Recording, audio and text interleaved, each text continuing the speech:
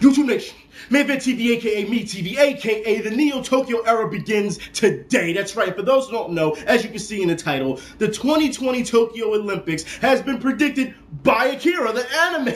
Look, let's get something straight here, people. I am so happy to see this, because I've said time and time again that Akira was ahead of its time. When I was interviewing Rachel Lillis, for those who remember, voice of Pokemon, and other anime, she said the same thing. It was ahead of its time. This is years ago when I interviewed her. Ahead of its time. This anime does not get enough credit to what it is. It was the first one, I'll say, that was very groundbreaking for me, and it was very inspiring for me to go into that business. You get what I'm saying? So as far as I'm concerned, Akira has a special place in my heart, all right? And to see it, that it's now getting some type of credit for predicting this type of stuff, it's hilarious. Now, of course, come on. It's coincidental, but it's still great to see. And I put like this, for every anime fan who says that, you know, it's dated, it's not dated, man.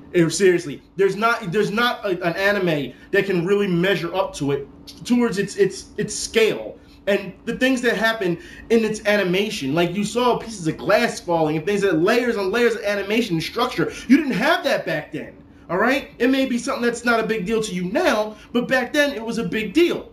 Now, I'll put it like this. For anybody who wants to bring up a One Piece, and we've talked about this before, a One Piece, a Dragon Ball, you know what I mean? Was it a Fairy Tail? Was it a Naruto? And any of these big three, big four, big five, it doesn't measure up to Akira. All right, it just doesn't. It is it's the grandfather of all this. You have to understand that this is a big deal, and what I mean by that is destruction-wise and how deep, impactful an anime can be. Granted, we saw Astro Boy for a long time step in after, you know, the bombs hit, and that was, you know, Tokyo's hero for a very long time. So, you know, that's what it was about. But I'm really hoping that people see that Akira has influenced many. Hell, even the people from South Park, they even did the scene, you know, the crush scene. Well, yeah, they did that as well. It has influenced so many animators and so many storytellers that you have to give it its credit where it's due. I'm so happy to see that Akira is getting some type of credit finally. And I know a lot of people say, well, it's always gotten credit. Stop. It's not getting the popularity it deserves for as long as it has. And like I said, for a Dragon Ball, for a Naruto, I wonder if those series, or just anime in general, will stand up to the test of time that Akira has. There's a couple of them I can put in that, you know, in that group, but I don't see a Naruto standing up to the test of time of that. And like I said, I like these anime, but I just don't think that, you know, you can measure that. Granted, it's a feature-length film as opposed to, you know, the series. However, Naruto has films. Fullmetal Alchemist has films. You know, all these other things, I'll put it like this, it just doesn't measure up. It doesn't. And I understand you're going to say event. How can you say that? As opposed to, you know, that was back then, there wasn't that much creativity back then, as opposed to now. That's the thing. We don't see enough, because as we all know, anime at this point has become such a business where it has subgenres where it can appease to certain fans. And as we all see, Fruit Baskets, Peach Girl, all these, they appeal to a certain, you know, fan base, you know, but then it's the same thing over and over. I talked about it before, when you start seeing, you know, Dragon Ball effect and Naruto effect and how they, you know, they run the same formula, and it becomes a problem after a while. It becomes stagnant, and it's sad to say, but it's true. I would like to see more feature-length films such as Akira step up, and the only time you're going to really get that these days is if you just stop focusing so much on series when it comes to animation and start picking up some manga. That's what it seems like these days. But I'm very happy to see that, you know, Akira finally gets some type of credit. And I will say that I'm really hoping that, you know, everything in Akira wasn't true, because we don't need to see big explosions going over there in Tokyo in 2020. We really don't, all right? However, I will say I need that bike.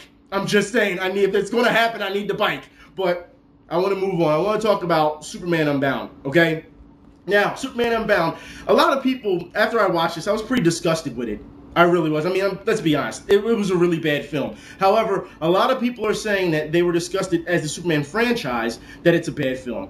And when you look at it again, if you think about this, if you take away the title Superman Unbound and you make it Supergirl Unbound, it's a completely different film. Now, I'll explain. This is the second movie, all right, that has been brought out that Supergirl is the focal point of the movie, and yet they hide under the Superman shield. And I put it like this. The first one was Superman Batman Apocalypse. Clearly, that was about Supergirl with Darkseid, was it coming out and kidnapping Supergirl and trying to use her as a weapon. And then what they do, Wonder Woman came down and tried to, kidnap her and bring her over to, with the Amazons, so to teach her how to fight and defend herself and things of that nature. That was the first film. This film is about Supergirl. She is the one that is unbound. She is the one that is relentless. She's breaking guys' arms without breaking a sweat. I mean, she saves the world. She does. She saves the world. Superman doesn't do it. She does. All right? And then she also conquers her fears about the invasion with Brainiac. Now, look, let's get something straight here with Brainiac. I don't understand why people keep thinking if you fight Brainiac straight up, that's the end of Brainiac. As we all know as comic fans, Brainiac is like light years away. Every time you encounter Brainiac, it's always some type of clone or, a copy of him. We know this, all right? So for them to try and put in Superman Unbound how Brainiac is, this is the real Brainiac, it kind of didn't sit well with me. And why is it that Superman, for it being Unbound, Superman is the one that keeps making constant mistakes and restricts himself? And I'll put it like this. Because when he first fights Brainiac, he deactivates Brainiac. He doesn't destroy Brainiac, he deactivates him. And what happens when he deactivates him? He goes back to Metropolis. Brainiac, he activates himself again, and what happens? Tons of people in Metropolis, civilians, end up dying because Superman cannot finish off Brainiac. Civilians dying by the hundreds because they invade Metropolis, okay? And then even at the end, Supergirl saves the world, but Superman fights Brainiac and destroys Brainiac, but keeps the core of Brainiac as a trophy. And what happens in the end of that? Brainiac activates again. I don't understand how you can make the same mistake twice. For a Superman film, it's bad. For a Supergirl film, it's pretty damn good. Now, I will put it like this. The best part about Superman Unbound was probably the 15-20 second argument between Superman, or Clark, and Lois. And I want to put it like this. Because Lois talks about how she doesn't need Superman to protect her all the time. Because she's a strong woman. Now, let's be honest here. Lois Lane is a very strong woman. She's a very strong female lead. We know what Lois Lane can do. But in the end of the day, we know that Lois Lane does rely on Superman. All right? And it even shows it in the beginning of the film. Because she volunteers to be a hostage. All right? And when they're talking to the criminals are talking to her on the helicopter, she's like, hey, my boyfriend's coming. That's pretty much what she's telling you. My boyfriend's coming and you're in trouble. And then Superman stops by and, he stops the helicopter and he says to her, are you buckled in? And she says, yeah, I'm buckled in, because she knows this is run-of-the-mill stuff now. She says, yeah, I'm buckled in. And if I knew I was going to be a hostage today, I would have worn different shoes. Right? Because she knows what's going to happen here. She knows that Superman will always have her back, which then also makes us question, does she get into certain situations because she knows that Superman is around? That's the thing. But we know Lois Lane can handle herself, but at the end of the day, she does rely on Superman. And the discussion is really, well written for a while, because Superman says, if anyone finds out my identity, and they come after the people that I care about, and as we all know, they always do it anyway, even if they don't know his identity. Villains have always come towards the Daily Planet and taken Lois and everything. We've seen this. So it doesn't matter if they know Superman's identity or not. Are you going to tell me it's just a hunch that every time something happens, it comes down to Lois Lane? No, it is written this way for a reason. It's that simple. So for Clark, it's interesting to see a superhero have so many flaws in this film. And I would have loved to have seen, or actually see, more graphic novels that do this, where they flesh out the heroes' relationships with their loved ones, and see just how much they can really handle, if they can really protect the world and protect them. And how far are they willing to go? Are they willing to let people go in their lives to protect them from people who are bad?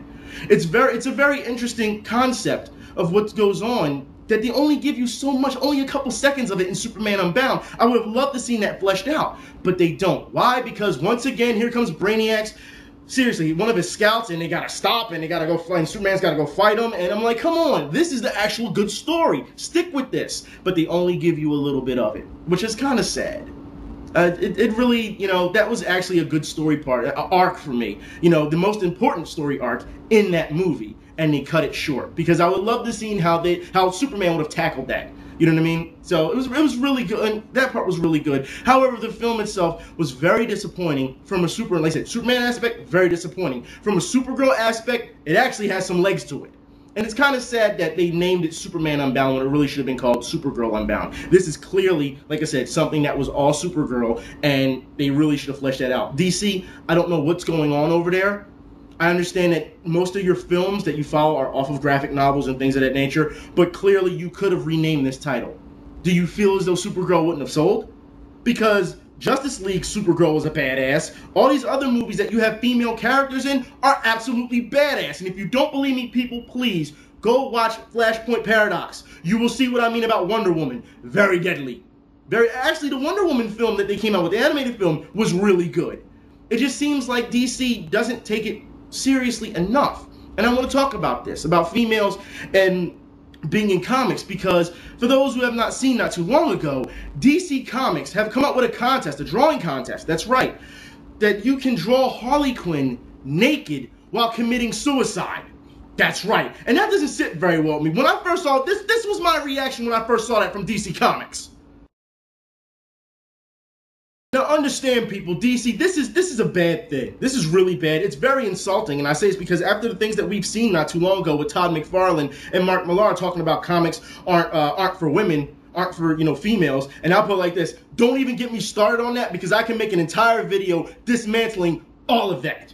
Don't get me started, okay? But I will put it like this: when you do something like that and say, hey, we need you to draw Harley Quinn naked committing suicide, I don't think DC Comics is understanding that you are breaking one of the rules when it comes to art. And for those who don't know, I've talked about this before. When you have life drawing classes, you have to sit in front of females and males naked and draw them. That's what you have to do. And understand, if you look at any of them in some type of manner where you're turned on or something like that, they will kick you out of the class. That's what they do. So for DC to say, hey, we want you to draw somebody naked just because, let's be honest here, this is for controversy. This is trolling from them. It is. Don't tell me that's okay. You are actually abusing one of the rules that have been passed down to artists and animators in art school. You're not supposed to look at people like that. You're looking at them as subjects. That's what you looked at them as, and shapes and sizes. That's what you do. You do not look at it as, oh, I can make this girl so curvy that people are going to just burst in their pants. That's not what this is about. But this is what DC Comics is doing. Now, a lot of people are saying that, you know, oh, this is bad from DC Comics and that it's sexist and things of that nature. We cannot discount any of that. We can't. All right? It's true. However, it almost makes me feel that DC Comics, even though for the previous year or so, they've been doing a really good job with their, you know, with their characters, it seems as though this is just a desperate attempt for, you know, controversy or just attention. It almost feels as though they've run out of ideas if they had to go with this. This is sad. I understand people feel they're disgusted by it. I completely agree.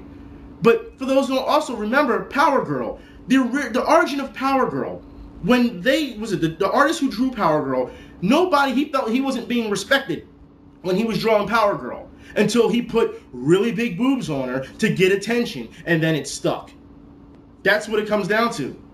I think that the DC universe, not even just DC, comics in general, I understand a lot of people call it a boys club. I understand that most of the readers are boys, but there are so many strong female characters within all the universes of comics in general, all right, that this does not need to happen.